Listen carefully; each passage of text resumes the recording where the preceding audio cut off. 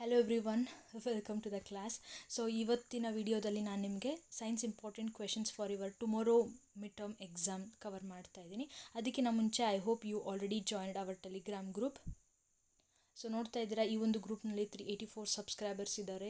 ನಿಮಗೆ ಯಾವ್ದಾದ್ರು ಡೌಟ್ ಇದೆ ಅಂದರೆ ನಾನು ಈ ರೀತಿಯಾಗಿ ವಿಡಿಯೋ ಮಾಡಿಬಿಟ್ಟು ನಾನು ನಿಮಗೆ ಕಳಿಸ್ತೀನಿ. ಹಾಗೆ at the same time tomorrow ಎಕ್ಸಾಮ್ಗೆ ನಿಮಗೆ ಏನಾದ್ರು ಡೌಟ್ ಇದ್ದರೆ ಕೇಳಿ ಎಂದಿದ್ದಕ್ಕೆ ಸುಮಾರು ಕ್ವೈರೀಸ್ ಬಂತು ನನಗೆ.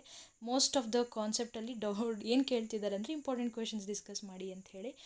ಸೊ ಹಾಗಾಗಿ ಈ ಒಂದು ವಿಡಿಯೋ ಮಾಡ್ತಾ ಇದ್ದೀನಿ. ಜೊತೆಗೆ ಒಂದು ಇನ್ಫಾರ್ಮೇಷನ್, ಇದರಲ್ಲಿ ನೀವು ಫೈಲ್ಸನ್ನು ಚೆಕ್ ಮಾಡೋದ್ರ ಮೂಲಕ ಕೀ ಆನ್ಸರ್ಸ್ ಪ್ರೀವಿಯಸ್ ಇಯರ್ದು ಎಲ್ಲ ನೀವು ಕಲೆಕ್ಟ್ ಮಾಡ್ಕೋಬೋದು. ನೋಟ್ಸ್ ಆಗಿರ್ಬೋದು, ಪ್ರತಿಯೊಂದು ಚಾಪ್ಟರ್ದು ನಿಮಗಿಲ್ಲಿ ಕವರ್ ಆಗ್ತಾ ಹೋಗುತ್ತೆ. You can check it out for each subjects. Majorly I prefer science and maths. So let us continue with our today's topic, science important questions for your tomorrow mid term exam. So from physics ನೀವು ಇದನ್ನು ಓದಲೇಬೇಕಾಗಿರೋದು ಯಾವುದು ಅಂದರೆ electrical symbols. Better ಎಲ್ಲದನ್ನು ಓದ್ಕೊಳ್ಳಿ, ಯಾಕೆ miss ಮಾಡ್ಕೊಳ್ತೀರಾ. Majorly important ಅಂತ ಹೇಳಿದ್ರೆ ಅದರಲ್ಲಿ ರಿಯೋಸ್ಟ್ಯಾಟ್ ಪಕ್ಕ ಓದಲೇಬೇಕು. ಸ್ವಿಚ್ ಆಫ್ ಸ್ವಿಚ್ ಆನ್ ಅದನ್ನು ನೋಡ್ಕೊಳೋದ್ರಿಂದ ನಿಮಗೆ ಯಾವುದೇ ಬೇರೆ ಒಂದು ಸರ್ಕ್ಯೂಟನ್ನು ಬರೆಯೋಕ್ಕೂ ಹೆಲ್ಪ್ ಆಗುತ್ತೆ. That's why.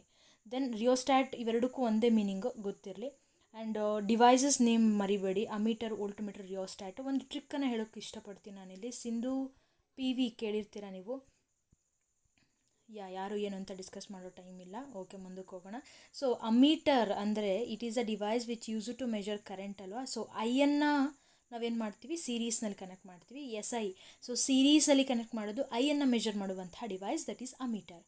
So volt meter ಅಂದ್ರೇನು, ಪೊಟೆನ್ಷಿಯಲ್ ಡಿಫ್ರೆನ್ಸ್. ಸೊ ವೋಲ್ಟ್ ಮೀಟ್ರನ್ನು ನಾವು ಯಾವಾಗಲೂ ಏನು ಮಾಡ್ತೀವಿ, ಪ್ಯಾರಲಲ್ ಕನೆಕ್ಷನ್ ಮಾಡ್ತೀವಿ. ಸೊ ದಿಸ್ ಯೂಶ್ವಲಿ ಲೈಕ್ ನಮಗೇನೆ ಕನ್ಫ್ಯೂಷನ್ ಆಗುತ್ತಲ್ವ ಆ್ಯಸ್ ಎ ಟೀಚರ್. ಸೊ ಹಾಗಾಗಿ ನಾವೇನು ಮಾಡ್ತೀವಿ, we use some trick to remember the content. So ಅದೇ ಟ್ರಿಕ್ಕನ್ನು ನಾನು ನಿಮಗಿಲ್ಲಿ ಶೇರ್ ಮಾಡ್ತಾ ಇದ್ದೀನಿ. ಅದೇ ರೀತಿಯಾಗಿ ರಿಯೋಸ್ಟ್ಯಾಟ್ ಅಂತ ಅಂದರೆ it is the device use to vary the resistance in a circuit. Then ohm's ಲಾನ ಒಂದು ಓದ್ಕೋಬೇಕು statement. Equation V is equal to IR ಅನ್ನೋದು ಬೇಕು. And the graph is also very important. And V versus I ನೀವು ಮಾಡುವಾಗ ಅದು ಒರಿಜಿನಿಂದನೇ start ಆಗಿರಬೇಕು. And it must be straight line. ಹಾಗೆ ಜೌಲ್ಸ್ ಲಾ ಸ್ಟೇಟ್ಮೆಂಟು ಪಕ್ಕ ಮಿಸ್ ಮಾಡದೆ ಓದ್ಕೋಬೇಕು. ಇವೆರಡು ಅಂತೂ ಪ್ರತಿ ಸರಿ ಇವೆರಡರಲ್ಲಿ ಒಂದಂತೂ ಪಕ್ಕ ಬಂದೇ ಬರುತ್ತೆ. ಹಾಗಾಗಿ SI ಯೂನಿಟ್ಸ್ಗಳನ್ನು ಓದ್ಕೋಬೇಕಾಗತ್ತೆ ನೀವು. ಪವರ್ದು ವ್ಯಾಟ್ ಆಗಿರೋ ಥರ. ಹಾಗೆ ಎನರ್ಜಿ ಅಂದರೆ ಜೌಲ್, ಪೊಟೆನ್ಷಿಯಲ್ ಡಿಫ್ರೆನ್ಸ್ ಅಂದರೆ ವೋಲ್ಟ್, ರೆಸಿಸ್ಟೆನ್ಸ್ ಅಂದರೆ ಓಮ್, ರೆಸಿಸ್ಟಿವಿಟಿ ಅಂದರೆ ಓಮ್ ಮೀಟರ್. ಸೊ ಈ ರೀತಿಯಾಗಿ ನೆನ್ಪಿಡ್ಕೊಳ್ಳಿ. ಸೊ ಫ್ಯಾಕ್ಟರ್ಸ್ ಅಫೆಕ್ಟಿಂಗ್ ರೆಸಿಸ್ಟೆನ್ಸ್ ಅಂತ ಬಂದಾಗ resistance is directly proportional to length and it is inversely proportional to the area. Derive ಮಾಡ್ತೀವಲ್ವ ರೆಸಿಸ್ಟಿವಿಟಿ ಫಾರ್ಮುಲಾನ. ಸೊ ಹಾಗಾಗಿ that is also very important thing. And ಇಲ್ಲಿ ohm's ಲಾಲಿ ಕಂಡೀಷನ್ ಅಂತ ಕೇಳಿದಾಗ ಟೆಂಪ್ರೇಚರ್ ಮತ್ತು ಪ್ರೆಷರ್ ಏನಾಗಿರಬೇಕು, ಕಾನ್ಸ್ಟೆಂಟ್ ಆಗಿರಬೇಕು. You should remember this. ಹಾಗೆ ಓವರ್ಲೋಡಿಂಗ್ ಕಾನ್ಸೆಪ್ಟು, ಹೇಗೆ ಸರ್ಕ್ಯೂಟ್ನಲ್ಲಿ ಓವರ್ಲೋಡಿಂಗ್ ಆಗ್ತಿದೆ ಇನ್ ಡೊಮೆಸ್ಟಿಕ್ ಸರ್ಕ್ಯೂಟ್ಸ್ ಅಂತ ಹೇಳಿ ಕ್ವಶನ್ ಇದೆಯಲ್ಲ. And that is also very important. 2 points ನನ್ನ ಕರೆಕ್ಟಾಗಿ ಓದ್ಕೊಬಿಡಿ, ಅದನ್ನೇ ಬರೆದ್ಬಿಡಿ ಅಷ್ಟೇ. ಸೊ ನೆಕ್ಸ್ಟ್ ಬರೋಣ. ಪ್ರಾಬ್ಲಮ್ಸ್ಗಳು ಮಸ್ಟ್ ಆ್ಯಂಡ್ ಶುಡ್ ಓದಲೇಬೇಕಾಗುತ್ತೆ. ಪ್ರತಿ ಫಾರ್ಮುಲಾನು important. I is equal to A by so current is equal to the area, right.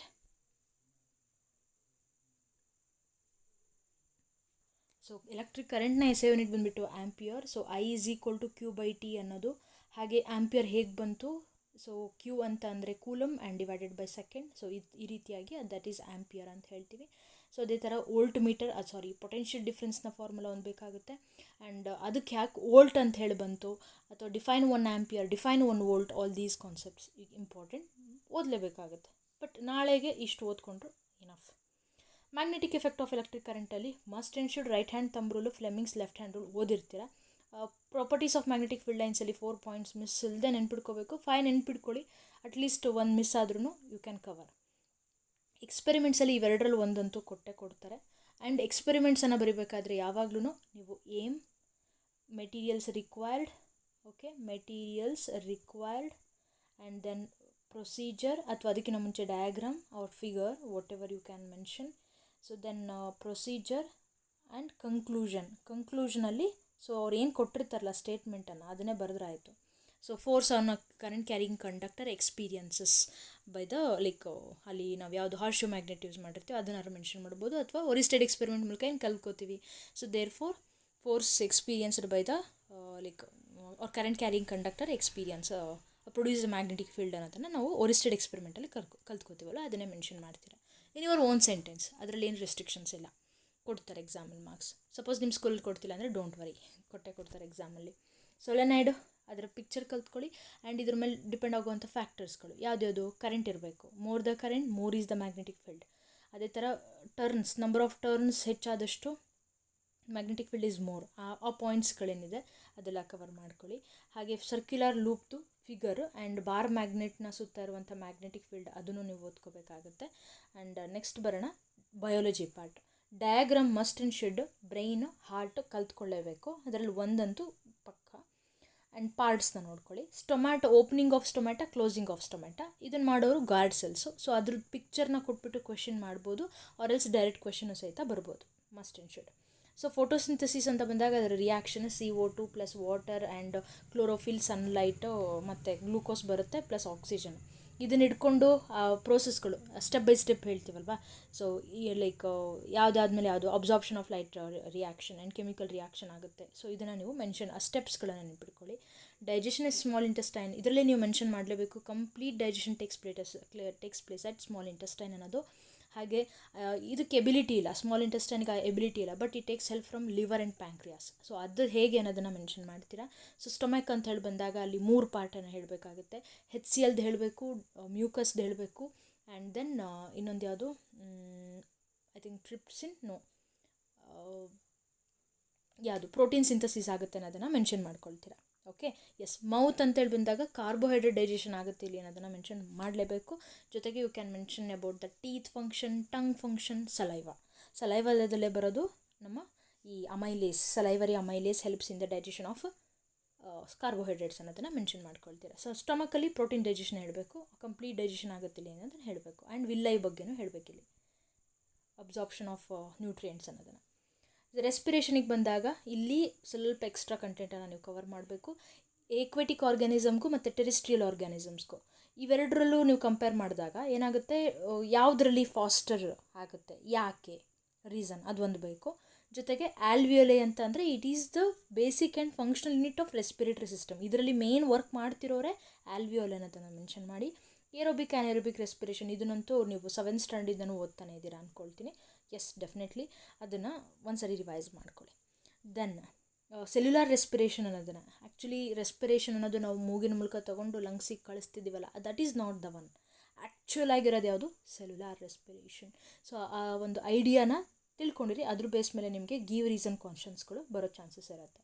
So heart ಅಂತೇಳಿ ಬಂದಾಗ ನಿಮಗೆ ಅಲ್ಲಿ ಡಯಾಗ್ರಾಮ್ ಕೇಳಿದ್ರು ಅಂದರೆ ಡೆಫಿನೆಟ್ಲಿ ಇದು ಯಾವುದು ಮ್ಯಾಟ್ರ್ ಆಗೋಲ್ಲ. ಬಟ್ ಬ್ರೈನ್ ನೀವು ಚೆನ್ನಾಗಿ ಕಲ್ತಿರ್ತೀರ, ನನ್ನ ಅನಿಸಿಕೆ. ತುಂಬ ಜನ ಸ್ಟೂಡೆಂಟ್ಸು ಬ್ರೈನ್ ಚೆನ್ನಾಗಿ ಕಲ್ತಿರ್ತಾರೆ ಬರೆಯೋದಕ್ಕೆ. ಹಾರ್ಟ್ನು ಕಲ್ತಿರ್ತಾರೆ, ಇಲ್ಲ ಅಂತಲ್ಲ. ಯು ಕ್ಯಾನ್ ಸ್ಕಿಪ್ ಮಾಡಿಬಿಡ್ತೀರ ನೀವು. ಹಾಗಾಗಿ ಆರ್ಟ್ರೀಸ್ ಮತ್ತು ವೆಂಟ್ರಿಕಲ್ಸ್ನ ಡಿಫ್ರೆನ್ಸ್ ಓದ್ಕೊಳ್ಳಿ ಚೆನ್ನಾಗಿ. ಬರೀ 4-5 ಅಂತಲ್ಲ, ಏನೇನು ಬರುತ್ತೋ ಕಂಪ್ಲೀಟಾಗಿ ಓದಿ. ಆಗ ನಿಮಗೆ ಅದ್ರ ಬೇಸ್ ಮೇಲೆ ಬರುವಂಥ ಕ್ವಶನ್ಸನ್ನು ಅಟೆಂಡ್ ಮಾಡೋಕ್ಕೆ ಸಾಧ್ಯ ಆಗುತ್ತೆ. ಈಚ್ ಹಾರ್ಮೋನ್, ಪ್ಲ್ಯಾಂಟ್ಸ್ದಲ್ಲಿ ಬರುವಂತಹ ಆಕ್ಸಿನ್ ಆಗಿರ್ಬೋದು, ಸೈಟೋಕೈನಿನ್ 4 ಬರುತ್ತವಲ್ವ, ಅಷ್ಟು 4 ಕಲ್ತ್ಕೊಳ್ರಿ. ಇದರಲ್ಲೂ ಬರುವಂಥ ಅನಿಮಲ್ಸ್ನಲ್ಲಿ ಬರುವಂಥ ಪ್ರತಿಯೊಂದು functions must and should. Like why it is called as master hormone ಅಥವಾ ಗ್ರೋತ್ ಹಾರ್ಮೋನ್ ಅಂತ ಯಾಕೆ ಕರಿತೀವಿ, ಎಮರ್ಜೆನ್ಸಿ ಹಾರ್ಮೋನ್ ಅಂತ ಯಾಕೆ ಕರಿತೀವಿ. ಸೊ ಓದ್ಕೊಳ್ಳಿ ಅದನ್ನು. ರಿಫ್ಲೆಕ್ಸ್ ಆರ್ಕ್ ಅಂದ್ರೇನು, ಅದಕ್ಕೊಂದು ಎಕ್ಸಾಂಪಲ್ಲು. ಆ್ಯಂಡ್ ಈವೆಂಟ್ಸ್, ಯಾವುದಾದ್ಮೇಲೆ ಯಾವುದಾಗುತ್ತೆ ಅನ್ನೋದು ಒಂದು events. Coming to the chemistry, ಇಷ್ಟು ಓದ್ಕೊಂಡ್ರೆ ಸಾಕು ಅನ್ನೋದು ನನ್ನ ಅಭಿಪ್ರಾಯ. ಕಾಂಬಿನೇಷನ್ ಡಿಕಾಂಪೋಸಿಷನ್ ರಿಯಾಕ್ಷನ್ಗೆ ಡಿಫ್ರೆನ್ಸ್, ಅದರಲ್ಲಿ 2 ಎಕ್ಸಾಂಪಲ್ಸ್ಗಳನ್ನು ಮಸ್ಟ್ ಆ್ಯಂಡ್ ಶುಡ್ ಕಲಿಬೇಕು ಎರಡಕ್ಕೂ. ಆ್ಯಂಡ್ ಡಿಸ್ಪ್ಲೇಸ್ಮೆಂಟ್ ಅಂತ ಹೇಳಿ ಬಂದಾಗ ಅದಕ್ಕೆ ಒಂದು ಎಕ್ಸಾಂಪಲ್ ಕಲ್ತ್ಕೊಳ್ಳಿ. ಅದರಲ್ಲಿ ಯಾವ್ದು ಕಲ್ತ್ಕೋತೀರಾ ಅಂತಂದರೆ ನಿಕ್ಕಲ್ ಆ್ಯಂಡ್ ಐರನ್ ಕೇಸ್ ಇದೆಯಲ್ಲ, ಅದನ್ನೇ ಓದ್ಕೊಳ್ಳಿ, ಬೇರೆ ಯಾವುದು ಬೇಡ. ನಿಕ್ಕಲ್ ಆ್ಯಂಡ್ ಐರನ್ನೇ ಅಂದರೆ ಐರನ್ನನ್ನು ತೊಗೊಂಡು ಹೋಗಿ, ಅಂದರೆ ಕಬ್ಬಿಣ, ಅಂದರೆ ನಾವು ಮೊಳೆಯನ್ನು ತೊಗೊಂಡು ಹೋಗಿ ಕಾಪರ್ ಸಲ್ಫೇಟ್, ನಿಕ್ಕಲ್ ಅಲ್ಲ ಸಾರಿ, ಕಾಪರ್ ಸಲ್ಫೇಟಲ್ಲಿ ಒಳಗೆ ಇಟ್ಟಾಗ, ಕಾಪರ್ ಸಲ್ಫೇಟ್ ಸೊಲ್ಯೂಷನಲ್ಲಿ ಇಟ್ಟಾಗ ಏನಾಗ್ತಿದೆ ಅನ್ನೋದು ಇದೆಯಲ್ಲ, ಅದು ಒಂದು ಕಲ್ತ್ಕೊಳ್ಳಿ. ಆ್ಯಂಡ್ ಡಬಲ್ ಡಿಸ್ಪ್ಲೇಸ್ಮೆಂಟಾಗೆ ಪ್ರಿಸಿಪಿಟೇಷನ್ ಅಂತ ಕರಿತೀವಿ, ಯಾಕೆ, ಅದಕ್ಕೊಂದು ಎಕ್ಸಾಂಪಲ್. ನೆಕ್ಸ್ಟ್ ಬರುತ್ತೆ ಆಕ್ಸಿಡೇಷನ್ ರಿಡಕ್ಷನ್. ಡಿಫ್ರೆನ್ಸ್ ಓದ್ಕೊಳ್ಳಿ, ಅಥವಾ ಅದನ್ನು ನೀವು ಒಂದು ರಿಯಾಕ್ಷನ್ ಕೊಟ್ಟಾಗ ಅದಕ್ಕೆ ಹೇಗೆ ಅಪ್ಲೈ ಮಾಡಬೇಕು ಅನ್ನೋದನ್ನು ಚೆನ್ನಾಗಿ ಕಲ್ತ್ಕೊಳ್ಳಿ, ಅಷ್ಟೇ ಮೇಜರಾಗಿ. ಡಯಾಗ್ರಾಮ್ ಬಂದುಬಿಟ್ಟು ಇವೆರಡೂ ಪ್ರತಿ ವರ್ಷನೂ ಕೊಡ್ತಾನೆ ಇದ್ದಾರೆ, ಎಲೆಕ್ಟ್ರೋಲಿಸಿಸ್ ಆಫ್ ವಾಟರ್ ಮತ್ತು ಜಿಂಕ್ ಗ್ರ್ಯಾನ್ಯುವಲ್ಸ್. ರ್ಯಾನ್ಸಿಡಿಟಿ ಅಂದ್ರೇನು, ಹೌ ಟು ಅವಾಯ್ಡ್ ಇಟ್, ಅದಕ್ಕೆ ಬೆಸ್ಟ್ ಎಕ್ಸಾಂಪಲ್ ಆಗಿ ಮ್ಯಾನುಫ್ಯಾಕ್ಚರ್ ಚಿಪ್ಸ್ ಅದನ್ನು ನೆನ್ಪಿಡ್ಕೋಬೋದು. ಹೌ ಟು ಅವಾಯ್ಡ್ ಇಟ್ಗೆ 4 ನೆನ್ಪಿಡ್ಕೊಳ್ಳಿ. ಏರ್ ಟೈಟ್ ಕಂಟೈನರ್ಲಿ ಹಾಕೋದು, ಅಥವಾ ಆ್ಯಂಟಿ ಆಕ್ಸಿಡೆಂಟ್ಸ್ಗಳನ್ನು ಹಾಕೋದು, ಅಥವಾ ಮತ್ತು ನೋಬಲ್ ಗ್ಯಾಸಿಂದ ಫಿಲ್ ಮಾಡೋದಾಗಿರ್ಬೋದು, ಅಥವಾ ಈ ಥರ ಒಂದು ಎಕ್ಸಾಂಪಲ್ ಕೊಟ್ಬಿಟ್ಟು ನೈಟ್ರೋಜನ್ ಗ್ಯಾಸನ್ನು ಫಿಲ್ ಮಾಡ್ತಾರೆ ಚಿಪ್ಸ್ನಲ್ಲಿ, ಯಾಕೆ, so and so you can explain it. So displacement ಆಯಿತು. ನೆಕ್ಸ್ಟ್ ಸಾಲ್ಟ್ಸ್ ನೇಮ್ ಇದೆಯಲ್ಲ ನಿಮಗೆ, ಎಂಡ್ ಆಫ್ ದ PH ಆದಮೇಲೆ ಬರುವಂಥ ಕಂಪ್ಲೀಟ್ ಸಾಲ್ಟ್ಸ್ ಬರುತ್ತಲ್ಲ, washing soda, baking soda, plaster of Paris, ಇದೆಲ್ಲದ್ರದ್ದು ಕೆಮಿಕಲ್ ಫಾರ್ಮುಲಾ ಆ್ಯಂಡ್ ಅಟ್ಲೀಸ್ಟ್ ಎರಡೆರಡು ಯೂಸಸ್ಗಳನ್ನು ಚೆನ್ನಾಗಿ ನೆನ್ಪಿಡ್ಕೊಳ್ಳಿ. And most of the important thing, amphoteric oxides ಅಂದರೆ ಏನು, ಒಂದು ಎರಡಾರು ಎಕ್ಸಾಂಪಲ್ಸ್ಗಳನ್ನು ನೆನ್ಪಿಡ್ಕೊಳ್ಳಿ. ನಾಟ್ ಓನ್ಲಿ ದಿಸ್, ಇನ್ನೊಂದು ನಾನು ಹೇಳಲೇಬೇಕು, ದಟ್ ಈಸ್ ಮೆಟಲ್ನ ಕೆಮಿಕಲ್ ಪ್ರಾಪರ್ಟೀಸ್ಗಳು. ಆ್ಯಕ್ಚುಲಿ ಒಂದು 4 ಏನೋ ಬರುತ್ತೆ. Try to remember at least 2 chemical properties and how it reacts with oxygen, metal plus oxygen, metal oxygen, metallic oxide, right. ಅದನ್ನು ನಾವು ಮೆಟಲ್ ಆಕ್ಸೈಡ್ಸನ್ನು ನಾವು ಯೂಶ್ವಲಿ ಏನಂತ ಕರಿತೀವಿ. ನಾನು ಆ್ಯಕ್ಚುಲಿ ನೆನ್ಪಿಡ್ಕೊಳ್ಳೋಕ್ಕೆ ಮೊಬೈಲ್ ಅಂತ ನೆನ್ಪಿಡ್ಕೊಳ್ಳಿ ಅಂತ ಹೇಳಿದ್ದೀನಿ ನಾನು. ಆ್ಯಕ್ಚುಲಿ ನನ್ನ ಹಳೆ ವೀಡಿಯೋಸ್ಗಳು ನೀವು ನೋಡ್ಬೋದು. Don't worry, I will make new videos from now onwards. Metal ಆಕ್ಸೈಡನ್ನು ನಾವು ಬೇಸಾಗಿ ಆ್ಯಕ್ಟ್ ಮಾಡುತ್ತೆ ಅಂತ ಹೇಳ್ತೀವಿ. ಇದು ಡ್ಯಾಶಸಲ್ಲಿ ಬರುತ್ತೆ, ನೋಡ್ಕೊಳ್ಳಿ ಬೇಕಾದರೆ.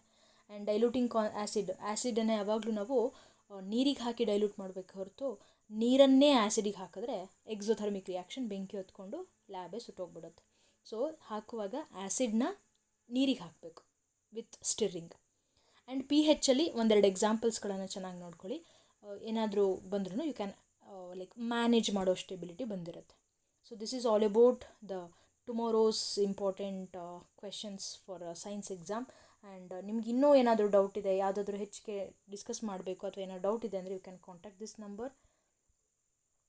Messages only, and please do subscribe, share with your friends, and you can also contact me through Telegram and even WhatsApp. Thank you. Bye.